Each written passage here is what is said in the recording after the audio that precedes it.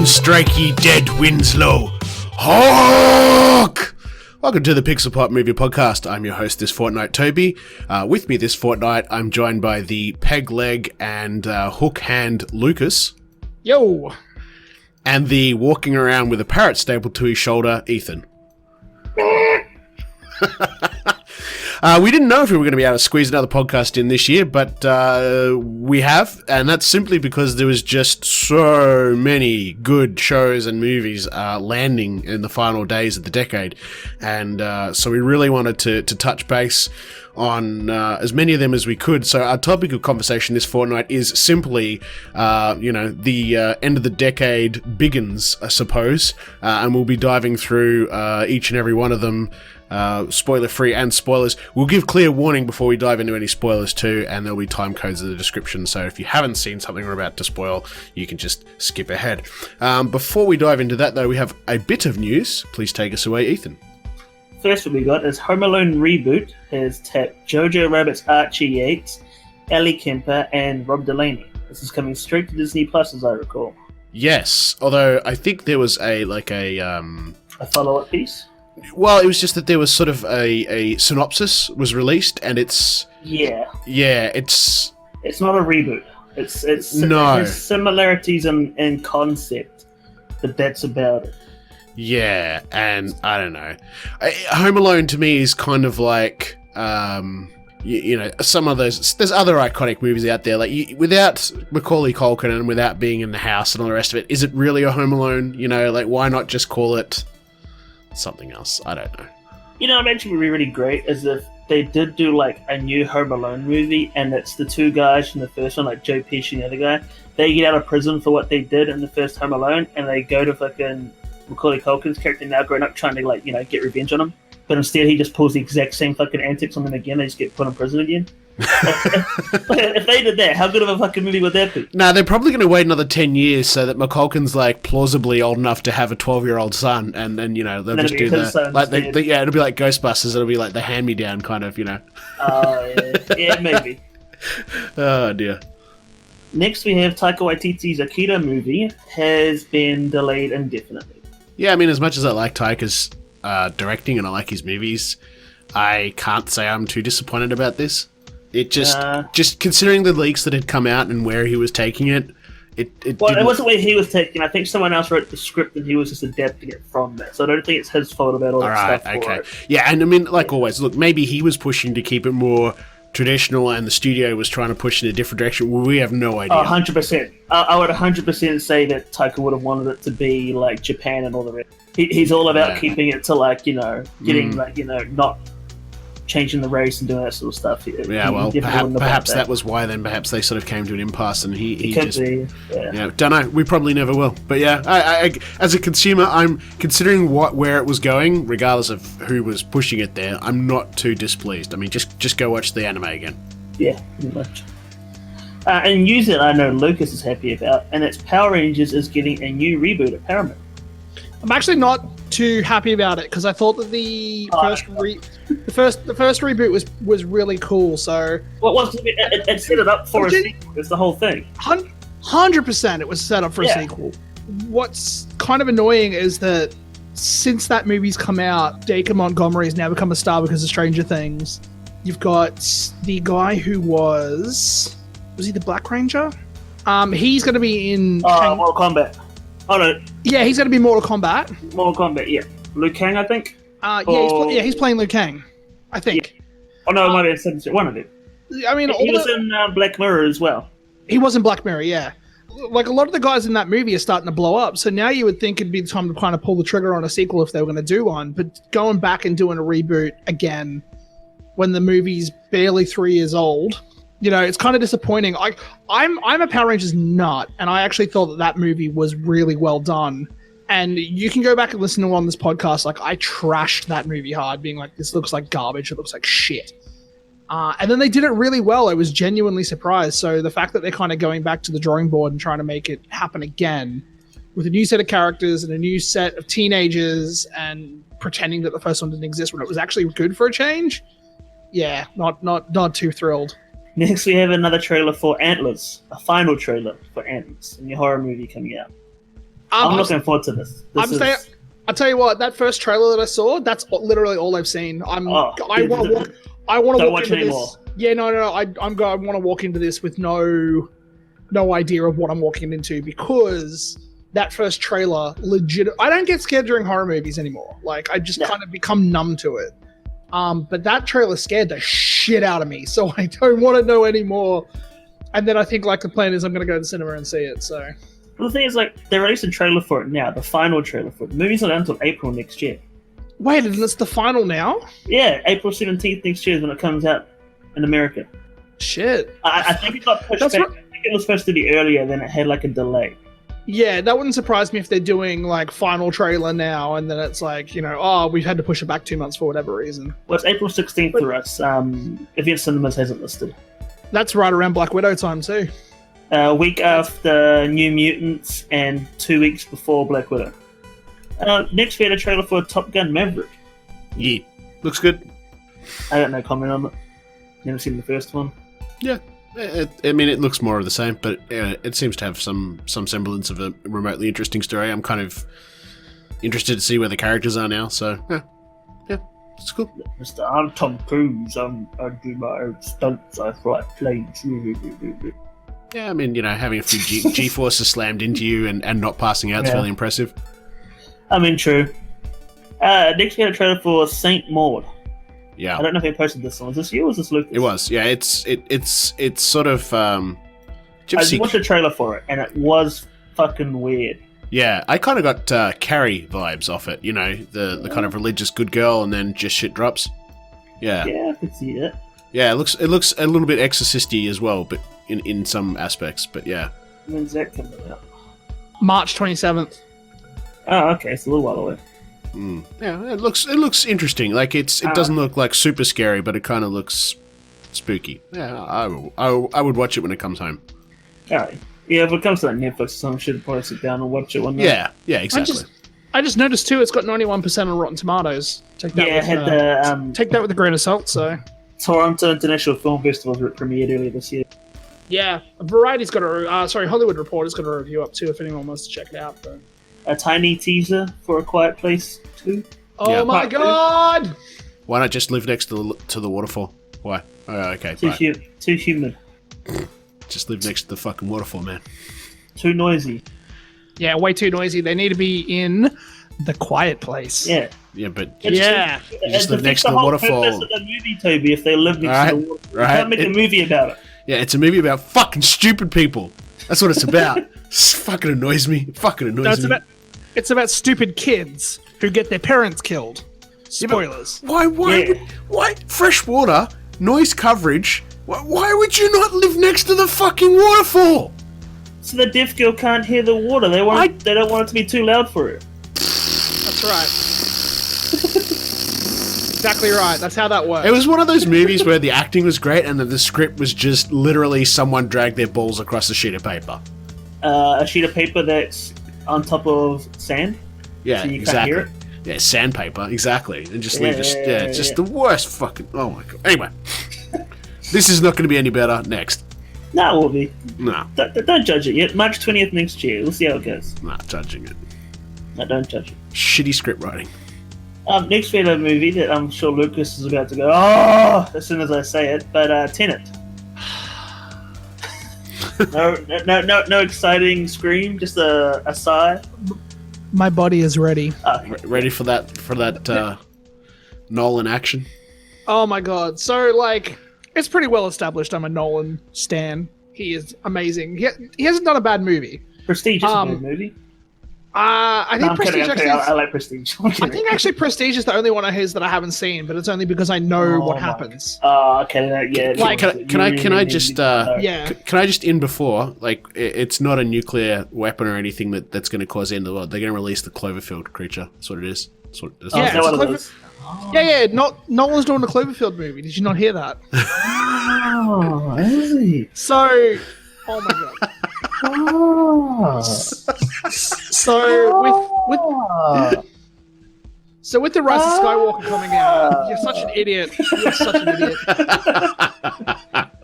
So with Rise of Skywalker coming out, oh my god! Stop.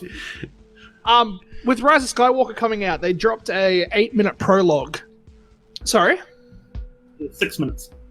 Sorry, 6-minute prologue showing a scene from the film, and you could only see it in IMAX, like an officially licensed IMAX cinemas. But naughty people decided they were going to put it online, and I may have seen it already because they didn't bring it over here to the IMAX IMAX in Brisbane. Whoever told you that's a fucking dick. Yeah, what an asshole. Yeah. But holy shit, like, it's kind of just opened up this world of, like, more questions and how it's going to work. And, like, just from that 6-minute prologue, the amount of fan theories that I've already seen pop up about how this movie is going to work and what is going to happen is just insane. Well, not only that the original logo for the film, which me and Lucas talked about a while back, I think, live on the podcast, the original logo for the film had the red maze that Inception did on its logo as well. Correct. Sort of hoping that maybe these two might be connected in some way. Based on things that we know behind the scenes, as well as things that... The one thing that happens in that prologue, I kind of already know... I already know the structure of the film. Well, here's a spoiler for you. Jackass 4 is officially happening and 2 people care and the rest of the world got on with their lives. Man, I wonder if Ryan Dunn's going to come. Oh. No, I'm kidding. No. I'm sure that there is definitely a demographic out there who's excited for this. I'm just not part of it. I definitely am. Yeah, I'll say I once I saw the first one, I'm like, wow, these are fucking great. Because, I'm an idiot fucking teenager when I watch these, and I think people hurting themselves and what's funny changed? shit. Well, nothing. That's why I'm still excited for it.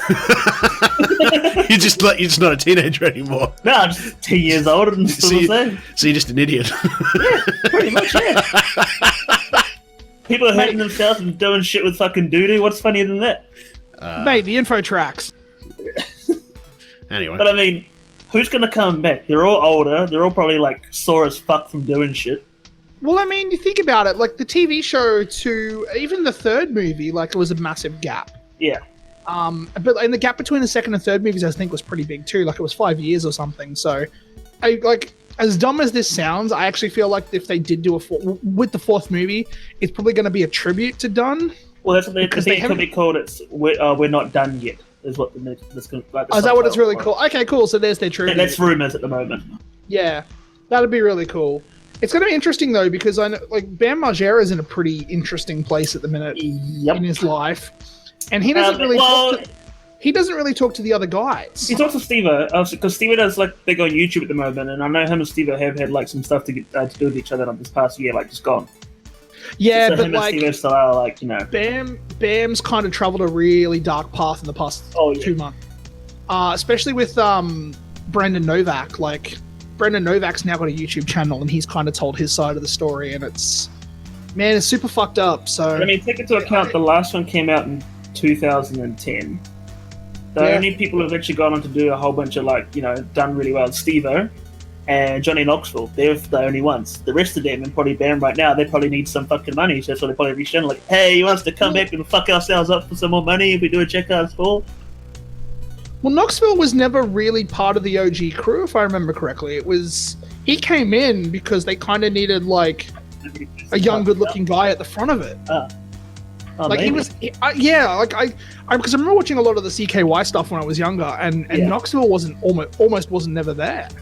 It was Bam, it was Dunn, it was Steve-O, it was Pontius, it was all those guys like going out and doing the dumb shit, and kind of like Knoxville came in really late to essentially be like the front man to the band, if you know what I mean. Yeah.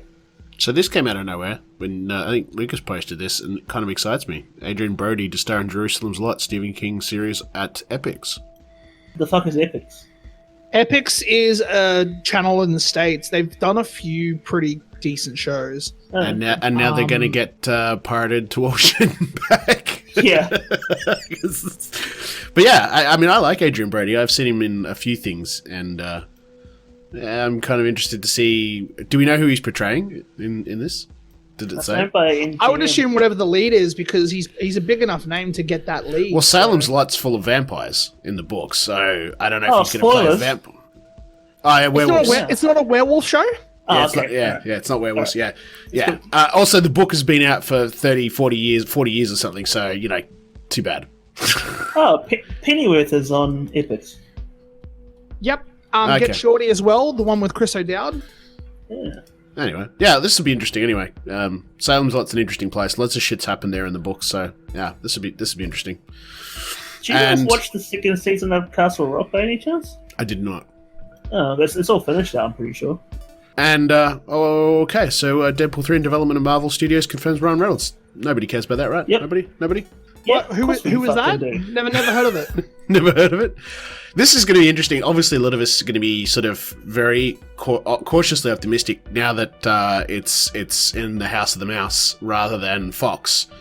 Because we don't want it to lose that R rating. We've sort of heard people say, well, it's not going to lose the R rating, but then at the same time, it's, maybe. From what I've been hearing is that Deadpool solo movies will still carry the R rating and will be distributed under the Fox name, not Disney. But if he's going to be a crossover, it'll be PG-13. Yeah. There were also a bunch of reports coming out that Tom Holland will film a cameo in Venom 2 as well. You know what would amuse me? I reckon the best way to do it is when you do the crossover is, he appears at the start of the movie and before he gets a chance to swear, Tinkerbell comes in and just like sprinkles fairy dust in his mouth and he can't swear for the rest of the film.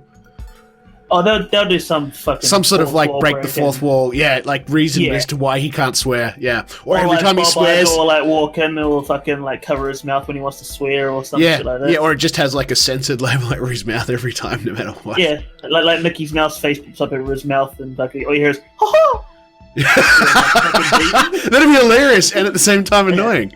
Yeah, exactly. All right. So before we dive into all these movies, and we do have a number of them to get through, I just quickly, there's a dirty rumor going around, and it's just a dirty rumor, that Daniel Radcliffe might be running for the lead role of Moon Knight. What do you think of that?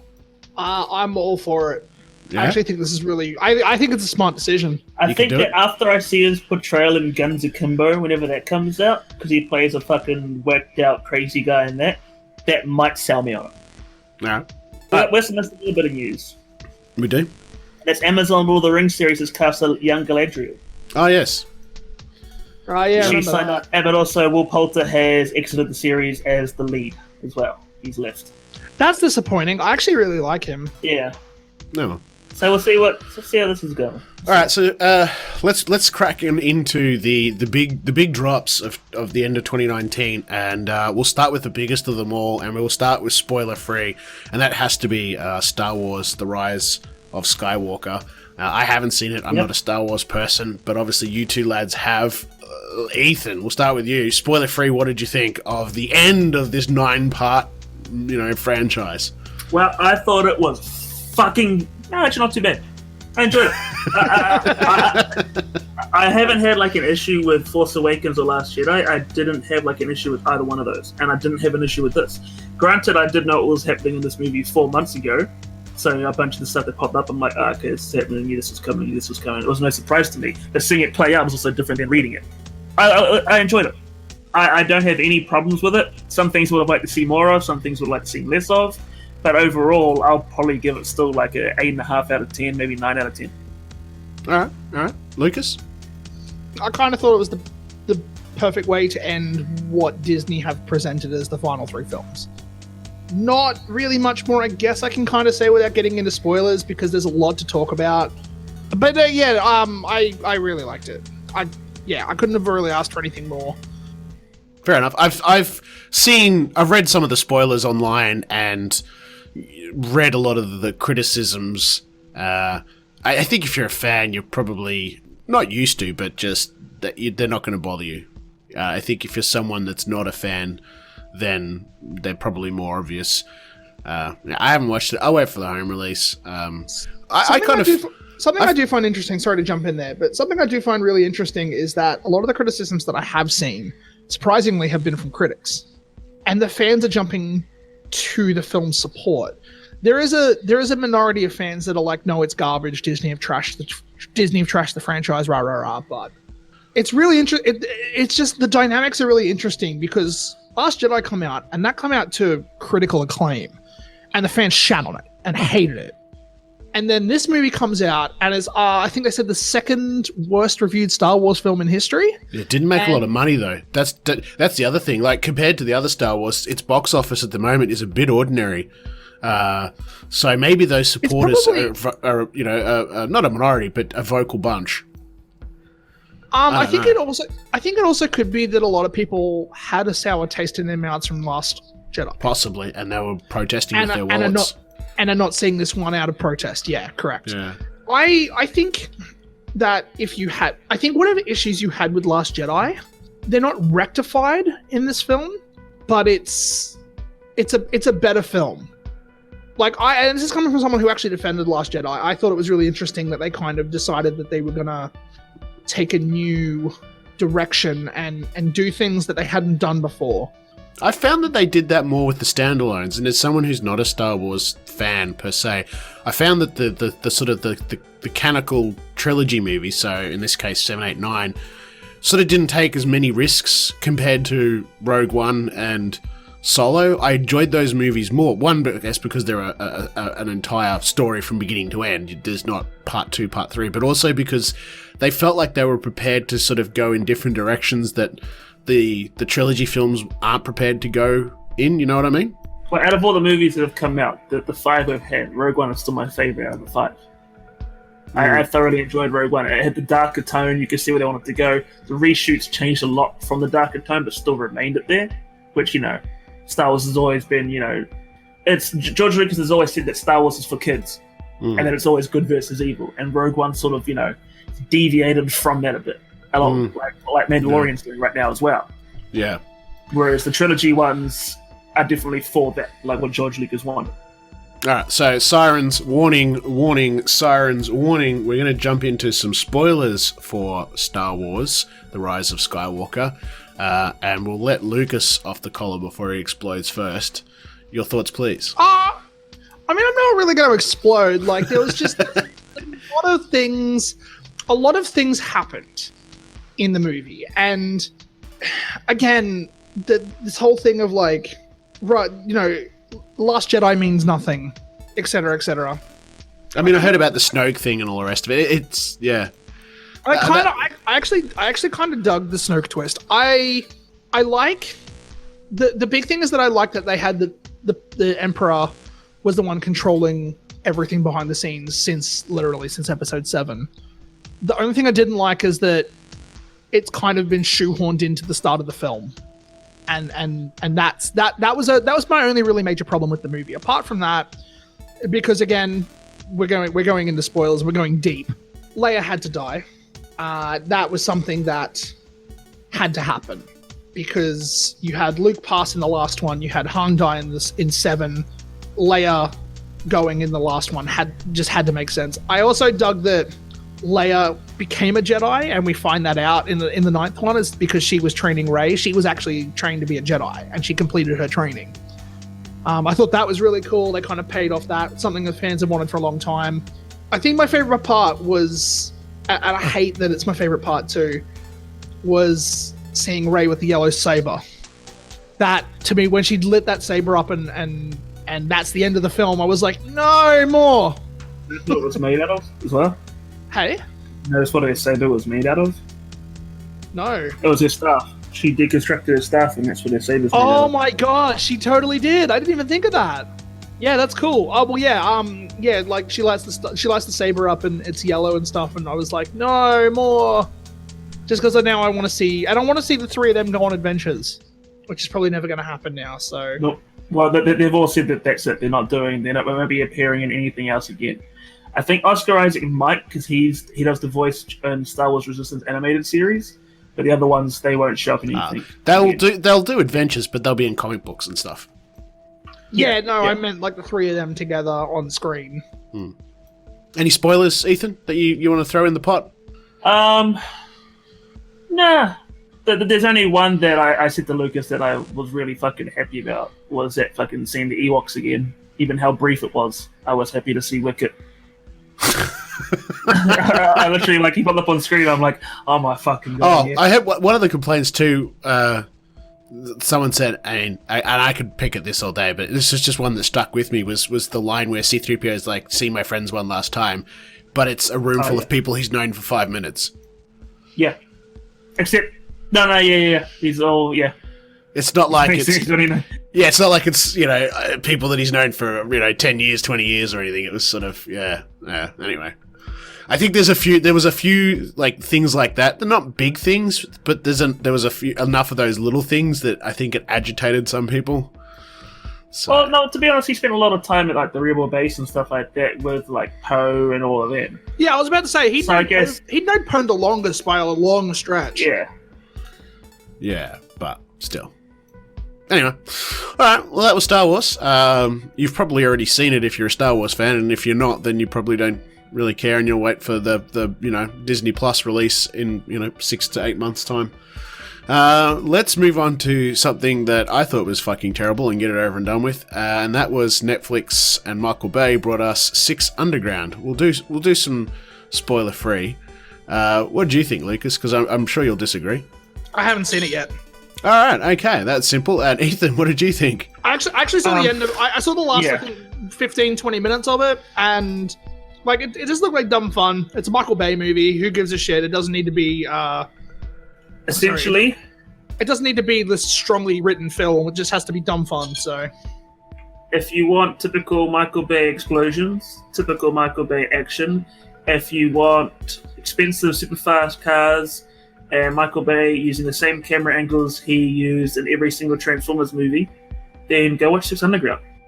If you've watched the Transformers movies several times, and then you watch that or any other Michael Bay movie, you tend to like see every fucking camera angle that he uses over and over and over again. The entire film, you could have literally had the end of the film, the end credits scroll up and says filmed on an iPhone 11, and I would have believed it. Yeah. The entire thing made me motion sick. Like, there's no Steadicam here, and it's 400,000 cuts per second. It's honestly a 2-hour music video. There is like one shot where you can actually see the GoPro on the front of the Alfa Romeo. Well, there you go. Like, it just... And Ryan Reynolds in the background of one scene filming an Instagram video. Yes, I saw that, yeah. It's like a summer party music video. It just... And the script is full of holes, and Reynolds is just playing fucking Deadpool without the outfit on, and it just no, lots of no. Get it off the service. No, terrible. Avoid. Maybe watch the opening chase scene, and then it just doesn't get any better. And again, one of those, what I'm like. The science is all fucking wrong, and someone doesn't know how magnets work. Yeah, stupid. But it's a movie. It doesn't have to be real, Yeah, it makes it more enjoyable when it is, though. Yeah. Anyway, piece of shit. Next. Let's move on to something on Netflix I did enjoy, and I think we all enjoyed, and we'll start off with spoiler free, and that was The Witcher. That was a big drop. Ethan, what did you think? I actually didn't like it at all. Wow, okay, that's interesting. Okay, tell me why. I'm kidding, I actually thoroughly enjoyed it. Damn, I was actually thinking that'd be great to hear the perspective of someone that didn't. It took me about 2 days to watch it all. I think I binge watched the last 4 episodes all in a row. Henry Cavill, great as Geralt, and I'm also basing this comparisons off the game. I haven't read the books, and I know comparisons off the games aren't always fair considering it's based off the original source material of the books. But coming from the games, he was great as Geralt. When the casting came out for Yennefer and that, I thought, she's not going to be good as Yennefer. I actually really enjoyed it. Her performance as Yennefer was great, and Dandelion's a fucking standout again. It was really good. I just throwing it out there, I liked, and I don't want to touch on spoilers yet, but I liked Yennefer. I liked the way the actress played the character before her change, if you know what I mean. Like, when she was, she had more emotion in the character, I think, when she was sort of in that sense, and then once she became full-blown mage and sort of, I guess that's true of the character. Like, once you've been around for 100 years and you've seen it all, you kind of get bored with life and perhaps your attitude changes. But yeah, I just felt the character was a bit more good when she was at the beginning. But yeah, it also took me about 3 or 4 episodes before I realized it was 3 different timelines. Yeah.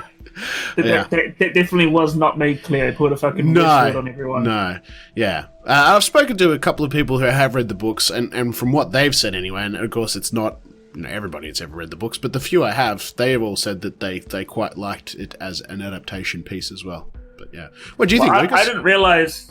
Sorry. I haven't seen it yet. All right, well then don't worry about it. So continue, Ethan.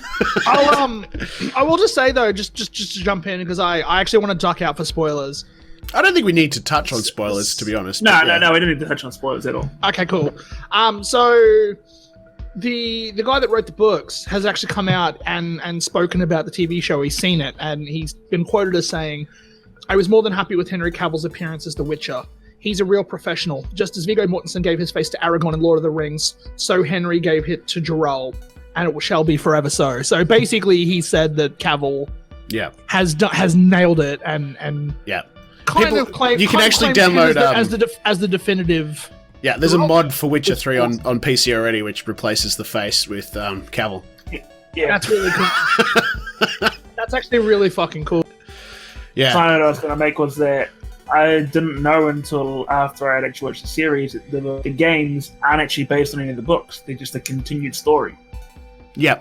So I was like, okay, so that they said they've planned 6 seasons, but want to do 6 or 7 for The Witcher Roll Up, which will probably cover all the books, and they probably won't touch on the games at all. Yeah. The games are sort of a standalone story from what I was told.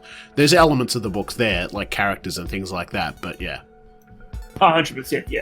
Because the books, as far as I am aware, aren't exactly the story of Geralt. They're the story of Geralt, but he's at times... It's sort of like Game of Thrones, where he's not necessarily the focus point for stretches. Well, yeah, I mean, and the series does it too. Yes. I think, if I'm not mistaken, it's more a story of the Princess Ciri or whatever it is. Yeah, I think it's more her story rather than Geralt's. Yeah. So, yeah, I watched it with the family, and because I think it's only 8 episodes. Yeah. And we sort of got to the end and went, oh, cool, next episode. There is none. Shit, damn. Yeah. I liked, and I'm not going to spoil it. I liked the monsters that crop up, though. There's if you've not read the books and only played the games, there's still plenty of meat there for you to sort of, there's some side questing, I guess. Yeah. Which is really neat. It's kind of cool. I think Henry Cavill did a great job, especially if you've sort of come off the back of Superman and you've only sort of seen him in that, and then you see him in this. And I know there was some doubts, but he's got a bit of the Batman voice going on, but it works for the character, and it looked good. It looked pretty good, and there was far less boobs than I thought there was going to be. Unfortunately, yeah. Yeah, there was some boobs. There was definitely some boobs. Yeah. But it wasn't Games of Thrones-y. And I'm sure there's plenty of people that are upset that there was no naked Henry Cavill. You hit the bath scene. I was about to say, didn't you see his butt at one point though? Well, he is walking around sort of shirtless in tight leather pants now and again, so Yeah. there's a bit of that. So, but we don't really need to delve into spoilers for that because there's not really I think anything that we could say that is relevant to the review. It's good. There's also Jackie's written reviews on the Pixelpop website as well. She's read the books, I believe. I don't know, she's keen to delve into some cosplay as well, and I'm sure you're going to see a bunch of cosplay crop up. So yeah, it was good. It was interesting. We all know the best character is Roach. I mean, Netflix even enabled that as a picture for your Netflix profile now, so you can change it to Roach. So it's always good. Nah. All right. I'll add another series that I've almost finished watching. It came out as well, and it was on Christmas Eve. Season 2 of Lost in Space dropped. Okay. And the first season last year, I got halfway through it, got annoyed by one of the characters, completely put me off it. Then I saw the trailer for season 2, and I thought, okay, I should really fucking finish the series because season 2 looks fucking amazing. And I did that probably about 2 weeks ago. And over the past 2 days, I've watched 9 out of the 10 episodes of season 2 of Lost in Space, and it was really good. If you want some good science fiction, some good production quality, but everything. What science fiction are we talking about here? Are we talking about hard, real science, or are we talking like Moon, or are we talking Star Wars? A mix. Right, because that's one thing I did like about The Expanse was the science was all pretty grounded. I also started watching The Expanse about 7 episodes into the first season of that too. Yeah, that's pretty good. I gotta get back into that because the only trouble is it's a bit of a bastard child. It's been shipped around to 3 networks now. Well, yeah, it's all on Amazon now. I was gonna say, didn't Amazon get the rights to it? It was Sci-Fi did the first 1 or 2, then it was Netflix. No. Sci-Fi did the first 3 seasons. Netflix had a deal with them to have some international distribution after that. Right. And then after Sci-Fi cancelled it, they wanted to shop it around, and Jeff Bezos, who owns Amazon's, like, it's my favorite sci-fi show. I'm going to pick this up. Wasn't it his son's favorite show? Well, it was. Well, I know that was his favorite show. Yeah. But also the fact that Amazon also owns a space company, they may also be the first TV show to actually film in space in season 5, because it's already been confirmed for a season 5. That's neat. So there are rumors that they may actually be the first show to shoot something actual in space. But no, so yeah, Lost in Space is good. I got 1.5 episodes left to go for that. That came out Christmas Eve. Boxing Day, You Season 2 came out, and I'm 2 episodes into that, and that's been pretty. Have you watched Man in High Castle Season 4? I've watched the first episode. I haven't finished. Yeah, me too. That's it. Just the one. I got to get into it. Hey. Yeah, I got a lot to watch, and I mean, I'm on 2 weeks break, so I should get going. And Treadstone. I've got it there. I just have to start watching it. I wasn't into that. No. Anyway, let's move on to let's go to Knives Out. Currently in cinemas, starring fucking heaps of people. Chris Evans, Michael Shannon, Don Johnson, Jamie Lee Curtis, Anna de Armas, Catherine Langford, Christopher Plummer. Yeah. Tony Collette, Jaden Martell. Yeah, big cast. Big cast. Yeah, okay, so let's start off with spoiler-free, of course. What did you think, Lucas? Abso-fucking-lutely loved it. Okay. It's getting a lot of critical. Again, this is another one of Rian Johnson's that's getting a lot of critical acclaim. I actually really liked it. I kind of like the ending. I totally saw it coming, but didn't see it coming. Like, there were elements to it where I'm like, oh shit, like that's what they're doing. Like, man, that film takes you on a journey, and it's really well done. I need more murder mystery movies like this, because murder mystery is like, it's a fine art, and it can be done very well, or it can be done poorly, and I think this is an example of it being done very well. Chris Evans was excellent in it. Christopher Plummer, I thought in all his scenes he was excellent, and I actually really liked the girl. I can't think of her name. We literally just saw it today. Anna de Armas, the maid. Yeah, she is such a honey. I have a bit of a crush. Oh, she's excellent. Like, I don't know if she's done anything else like that. I think that's probably the She's in Blade Runner. Blade Runner 2049. I haven't seen it. Knock Knock with Keanu Reeves. Yeah. Which one? Knock Knock with Keanu Reeves. Oh shit! Was she in that? Yeah, she's the blonde one. Yeah, I'm always a sucker. I'm always a sucker for a brunette with big teary eyes. Hey, like, it just that's my weak spot. Did the Blade Runner set you off on her? Is that where it started? She was a honey in that, yeah, for sure. Yeah. And now she's going to be Marilyn Monroe in another, and she's in the new James Bond as well. She is. Yep. With Daniel Craig again. That's really cool. No, I really liked it. I thought it was great. So have you seen it, Ethan? Knives Out. Knives Out. Yeah, have you seen it? Yeah, I watched an unboxing there. Okay, what did you think? I thought it was good. I was a bit underwhelmed because of how slow it is to get going, especially with, I don't think it's sport to say, the interviewing style that like the first half hour, 40 minutes consists of. And that was putting me off it. I was starting to get put off it because I'm like, the whole movie isn't going to fucking be this, is it? Because if it is, I'm just going to fucking stop watching. Because I was getting bored of it the longer it went on. After it, moved from that, I actually thoroughly enjoyed it. Yeah. It was really good, yeah. I actually really dug it. So I don't think this is too spoilery, but I actually really dug the interview scenes, because what they were doing is you were getting different perspectives on the same situation. And then something I thought was super interesting was that certain characters were inserting themselves into certain specific parts of the story as if they were the one that was there. If you know what I mean? You got different interpretations of the same story. Yeah. Yeah. I know what you're referring to. It's people on either side of old mate, and he's blowing out the cake and all that. Yeah. Yeah, he's blowing out the candles. Yeah, and it's different for everybody who's telling the story. Yeah. It's like, and I thought that was super interesting because now, like, the moment that happened, like, because you see it the first time and then you see it again, and I'm like, oh shit, someone's lying. Here we go. Time to put my detective hat on and start to figure this shit out. I thought it was good. I didn't sing its praises probably as much as you, but then I've got like 10 seasons of Hercule Poirot sitting on my drive that I chew through. So it was good, but it wasn't as clever as some of other sort of murder mystery crime things that I've watched. I had kind of guessed what was going on well before the end, and I won't get into any spoilers there. I don't think we need to really spoil this film anyway, but it's still so new. But yeah, anybody who's sort of into these things, you'll probably pick out who it is 3/4 of the way through, I would say. Yeah, it's fair. Yeah, and that kind of spoils it because you really, I mean, you watch the Poirot stuff, like Agatha Christie stuff, and you rarely get it.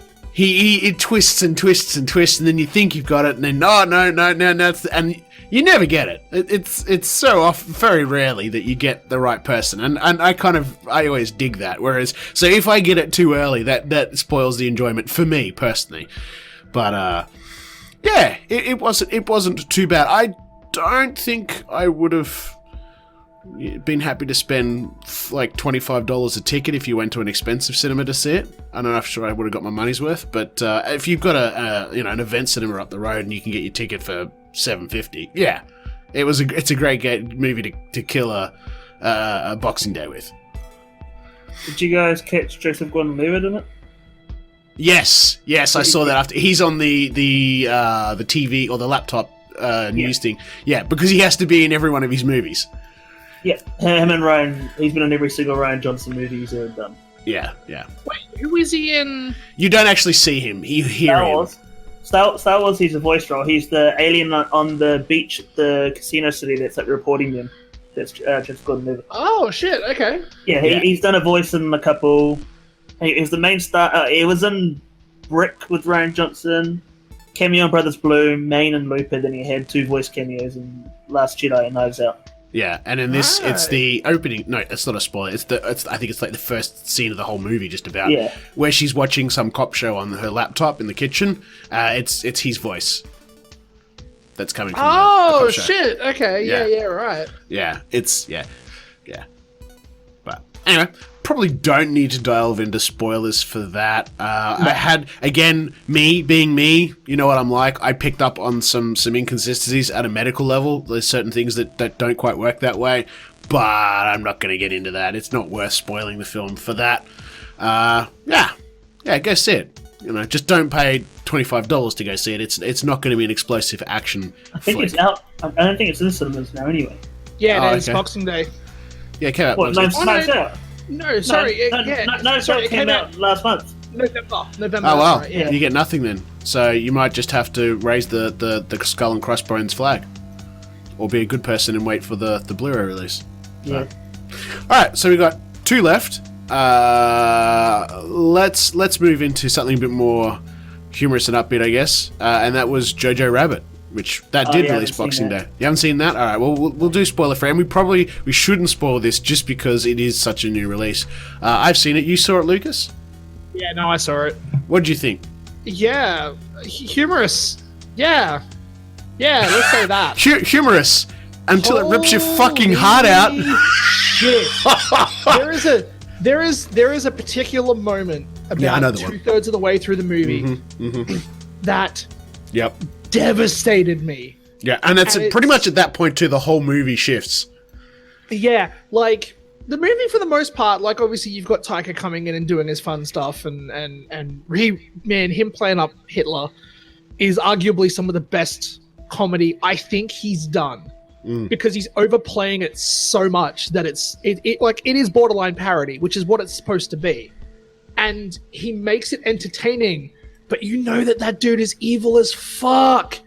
But for half a second you forget about it, and to be able to do that is super interesting because you'll have, I can only assume people on one side being like, you're minimizing what he did versus you turning him into something that's funny, which never is funny. I get those sides of the arguments, but it isn't about what he did. It's about this little boy idolizing someone he thinks is a hero. And that's kind of where it ends. And I think a lot of people were worried about that. I think that the easy way to alleviate it is if, especially, say you are of Jewish descent or whatever, and you're concerned that one, the parody being is that Taika, I'm pretty sure, is of Jewish descent. It's in his he's bloodline. half Polynesian, half Jewish. Yeah, so it's a Maori, partially black, partially Jewish guy, which is part of the joke, of course. But two, it's not necessarily Hitler. It's JoJo's interpretation of Hitler. Correct. And that's apart from, I think, some posters and one or two little flashes, you don't really even see Hitler's real face. Yeah, correct. And I think that's a big distinction too, is that it isn't Hitler. It is a little JoJo boy's interpretation. To be, yes. In terms of if my best friend was to be Hitler, how would he be? Yeah, and he's eating unicorn heads for fuck's sake. Yeah.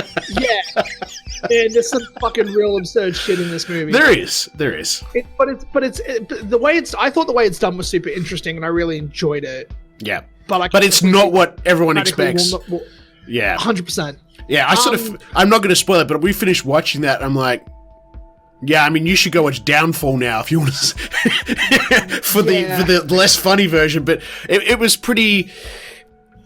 And the thing is, if you followed World War II and looked at this sort of stuff and what happened, and this is not a spoiler, so I think I'm safe here. Like, the Hitler Youth was very real, and the sort of the brainwashing that went with it. And as Berlin fell at the end of World War II, and the Russians were running into the city, and no one wanted to be taken by the Russians, of course.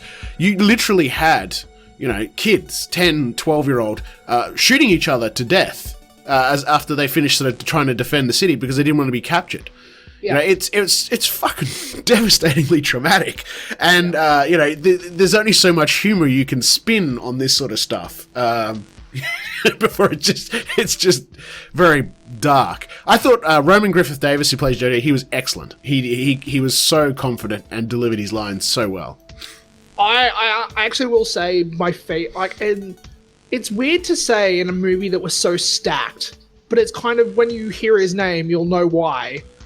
Like, the surprise for me was Sam Rockwell. Yeah. He is amazing, and I haven't seen a movie with Alfie Allen. I have not liked him. Yeah, with Alfie Allen. Him and Alfie Allen was amazing. Sam Rockwell is consistently amazing in everything he does. Yeah, he's great. And this was just another kind of feather in the cap of like, look at me, I can do everything. Yeah, pretty good. Stephen Merchant's character was genuinely terrifying. Yes. But again, he was terrifying, but he was hilarious. Yep. And the way that they kind of deal with the comedy in this is like, you're laughing about it, and you know that we know the horror, and we almost forget about it for a second, but then they snap you back in to be like, remember, this is really dark shit. Yeah. And with Stephen Merchant's character, it's probably the most evident way of doing it. Again, I can't really. I can't get into it without talking about spoilers, but yeah, Rebel Wilson, she was good. She was funny. She had some classic moments. Who was that? Rebel Wilson, she was the Fräulein Rahm. She's some great. She's had 18 children for Germany. Holy shit! She was a classic. So this is the one exception, I think, in the whole movie where like the comedy was 100% like, she needed to be the comedy. Yeah, because it never breaks. She talks about having the 18 children for the Führer. There's a specific part where she gives a child a stick of dynamite, and she's like, "Go play," literally as the city's being invaded. Yeah. Like, she's like giving them weapons and stuff, and then I think she gives what's the Yorkie? She gives Yorkie a pistol, and she's like, "Make sure you shoot them all in the head." Like, yeah. Holy Scarlett shit. Johansson was good as the mother, and then Thomas Good Mackenzie as Elsa. She was quite good too. Yeah, the whole cast was amazing. Everyone was fantastic. this is definitely one that I recommend. I recommend going and seeing it in the cinemas because you just the way that the third act kind of takes place and the way everything plays out, you need to be around people. Yes, like definitely. There's some heavy shit in that third act that you need to like. It's just wild too. Like you kind of get reminded of like the darkness of that time period, but then you also kind of like it establishes hope in a really interesting way. And yeah, just it's one that I definitely recommend for sure. Definitely also take a box of tissues because you'll need it. Yeah. All right, and on to our final biggin of the decade. One that Lucas and I had been hyping up for a while. We were definitely toot on the hype train, and I don't feel it disappointed. I was pretty impressed. And that was Robert Eggers' The Lighthouse, written by Max Eggers and starring William Dafoe and Robert Pattinson. Spoiler free. I don't think, Ethan, you've seen it. You haven't seen it, have you, Ethan? I don't think you probably care to. You haven't seen it either, have you, Lucas? No, I haven't seen it yet. I'm waiting for it. I told you this the other day. I'm waiting. I'm going to do a horror movie night one night. I'm really excited for this stuff. I wanted to do spoilers too, but I can't. Everything I've seen for this has been excellent, so I'm really excited. I can't wait. Yeah, this is fat. I mean, look, IMDb 8 out of 10 on the back of 30,000 reviews, Metascore of 83. If Dafoe and Patterson don't get some sort of award for this, I'd be staggered. I think Eggers and the cinematographer team, like the film team, they need, like, the conditions they filmed this thing under too was just insane. Like, they barely used the weather machine, which says something once you see the film.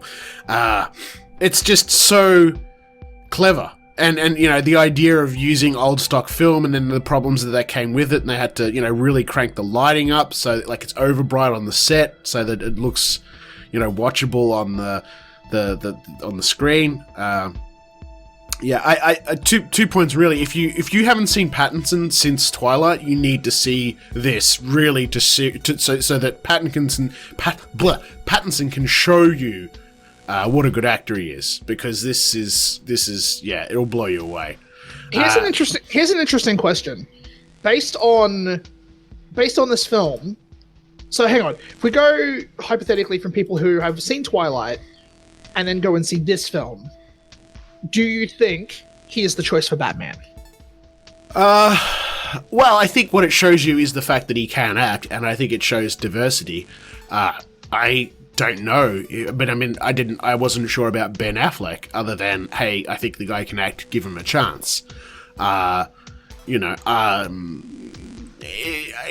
really depends, you know, and of course there's lots of other things to consider, directing, script, and all the rest of it, but I'm not adverse, I suppose is the way to put it. I'm not adverse to him playing Batman in any way. I think that he potentially could do very well.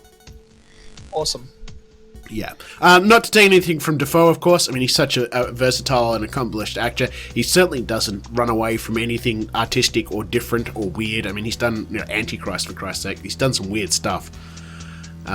It's just a shame that this didn't get more sort of in more cinemas, really. It would have been nice if it had more of a mainstream release. But it's more than made its money back. I think it will open doors for the director in so much that it shows that he can, you know, create an amazing piece of film. It's definitely a film that you will want to watch a couple of times. It's definitely a film that leaves a lot open to interpretation, and so people are going to have... I mean, Reddit's already just exploded with people with hypotheses and theories and all the rest of it, which I love films that let you do that. And I also think that if you're a fan of H.P. Lovecraft, while this is not one of his stories, and it's not based on anything he wrote, it definitely has those sort of Lovecraft psychological... If I told you this was written by Lovecraft, you would believe me in a drop of a hat. Like, it's very Lovecraftian. And to see something Lovecraftian on screen and working well is so rare. Most of his stuff never translated to film very well. And to see something like this just gives you hope that, you know, I want more of this. So, yeah, definitely, you know, when we talked about our top 3 films, you know, I probably... and we're sort of struggling to find a third. This definitely would have to be up there. It's definitely a Blu-ray purchase as soon as I can. Awesome. I'm really pumped for it. I actually really want to see it. So, Yeah. I do know as well, the film's actually been nominated for 5 Independent Spirit Awards. So it's up for director, male lead, supporting male, editing, and cinematography. Yeah. I hope it gets some awards. This award as well, like this awards thing, like it's had movies like Get Out, Call Me by Your Name, Moonlight, Spotlight, Birdman, Selma, Whiplash, like all those types of movies are kind of the ones that get nominated by this specific type of award. So, Lighthouse is already up for 5, and I think it's probably got the most for this next award season. So, just through them. So, yeah, watch it. Just do it. Just do it. Doesn't matter who you are. Doesn't matter what movies you like. You need to watch this. It's just incredible. Yeah. All right. So, well, that kind of sees out not only the end of 2019, but the end of the decade. What have we got sort of coming to cinemas and streaming in the next fortnight, Ethan? Give me 1 sec. Shall do. Alright. Start of next month, we have The Grudge. The Grudge, that's a Japanese horror film, is it? Yep. So it's rebooted for the 17th time. This one's more of a sequel, I think. Oh, God. It's something. I think it's a soft reboot. I do know that the big one coming out within the next 2 weeks is 1917. That looks excellent. The Grudge. Actually, The Grudge. We don't get The Grudge until end of next month, end of January. Yep. Yeah. Also, Bad Boys for Life and Doolittle. Oh yeah. Are also going to be out. Yeah, Bad Boys for Life January 16th. Doolittle January 16th. Right. Yeah, that's the one with Robert Downey. Yep. Correct. And Bombshell as well. That's also out the same day. So. Yep. And what are you going to do when you get to Keanu Tuesday, Lucas? What are you going to do? I'm just gonna like politely take my pants off. We do have a new sorry. Just it was gonna get insanely more graphic unless someone interrupted. Yeah, right. Because you're gonna have John Wick 4 and Matrix 4 on the same day. I don't know if that's going to apply to Australia, but in the US anyway, they're dropping on the same day. There's a new Dracula series coming to Netflix this Saturday. Oh, okay. No, I haven't heard anything of this. No, not Wheels. No, I think we talked about this before. Give me a sec. Is this the Korean one? No, this is Stephen Moffat, I think. Oh, shit. Who did Doctor Who and... Yeah. Sherlock. Sherlock. I think it's that one. Just give me a second. Just having a look. Okay, that's interesting. I was having a quick look at Netflix as well. Titans Season 2 on January 10th. Yeah, Stephen Moffat and Mark Gatiss created it. Okay, well, shit. Okay. They're 90% hit. Yeah, they're 90% hit, 10% drastic miss. So I'll give it a chance. So it's a 3-part series. From what it's like a mini series. I think it's 3 episodes. That's all I can. Yeah, 3 episodes all up. In the UK, it is January 1st, 2nd, and 3rd. Netflix has it all on Saturday. All 3 episodes. All right, that'll be one to look at. Yeah. Nice. It says the series follows Dracula from his origins in Eastern Europe to his battles with Van Helsing, Descendant, and beyond. Well, I think next episode, what we need to do is we'll pull up a big list of sort of everything coming out 2020. A new one called Spinning Out. It's an ice skating Netflix original series. It's out this Wednesday. Yeah, no. That looks pretty wild, actually. No. But next episode, I think we'll pull up the big fat list of what's coming in 2020 and maybe sort of go through that and get some hype going and talk about what we want to see and what we want to avoid. And yeah. All right. Well, that's it for the decade, guys. Not bad, huh? Yeah, it's went by pretty fucking quick. You were still in nappies 10 years ago. I was fucking 16 2 years ago. Fucking hell. I'm fucking old. All right. Well, we'll be back hopefully next fortnight. 26, man. Fucking hell. Yeah. All right. And we'll have that big list of everything coming out. We'll dissect some of that. Hopefully we've got some more news and trailers and choice cuts between now and then as well. Thank you to everybody who tunes in and listens. We appreciate it. And, of course, thank you to all our Patreon supporters who help make this podcast possible. We appreciate your monthly contributions. We'll have to get some choice content in there this year, I think. Maybe even sort of, get the podcast exclusive for a few days or something. I don't know. Need to do something to make it a bit more exciting for our Patreon supporters. But, anyway, that's enough waffle. Hope hopefully back next fortnight. Thank you for tuning in. Until then, catch up with all the crap we just talked about because it's some amazing shit to watch, and you'll hear from us next fortnight. Take it away, Lucas.